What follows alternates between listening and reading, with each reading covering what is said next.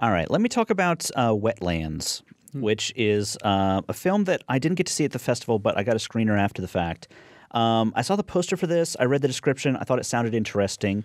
It's the description, sort of was like a girl sort of plays by her own rules and doesn't care what other people think of her.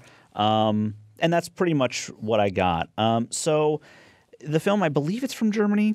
I'm not 100% sure. I think it's you're right. German. Yeah. Yep. It makes a lot of sense. So I'm anxious to know what that means. yeah. So the film is about this girl. I guess she's late teens, early 20s, something like that.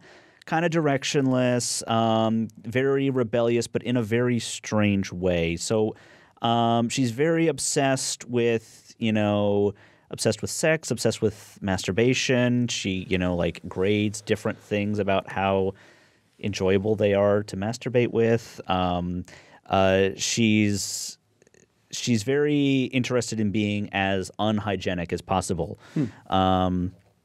So it's actually kind of hard to talk about since this is radio, but but her parents are just a total mess. Like we see it over and over again during the film that her parents are just kind of awful people. And they've been divorced for a while, and part of the film centers on her trying to get them back together for some reason.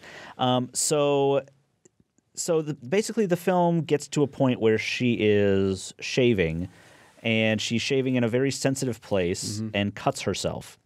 And this causes a severe injury, and she has to get anal surgery. So she has to spend a lot of time in a hospital, and that's where most of the film happens. So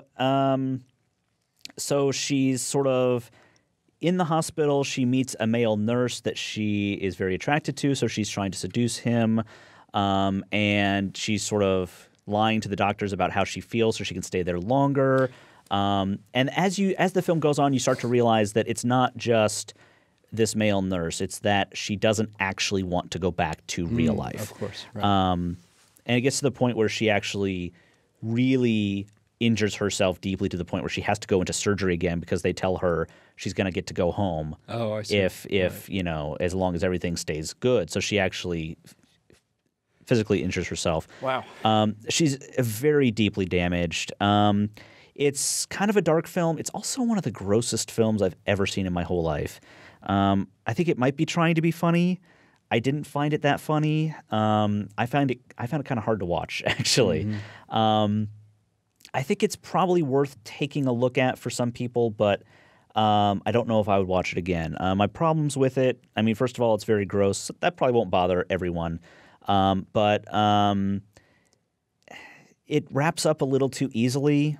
Like in the last 5 minutes, all of a sudden it's like, hey, I'm okay now because the male nurse said I was cool. And like it's just a little too easy for everything that leading up to it. And it almost makes me wonder if like she died and we're watching a dream sequence or something, because it literally is just like now everything's cool after 90 minutes of everything's awful. So I don't know. I didn't really love the film, but I think there's definitely an audience for it, but it wasn't me. Fair enough. So, A Place for Film is recorded at WFIU Studios in Bloomington, Indiana.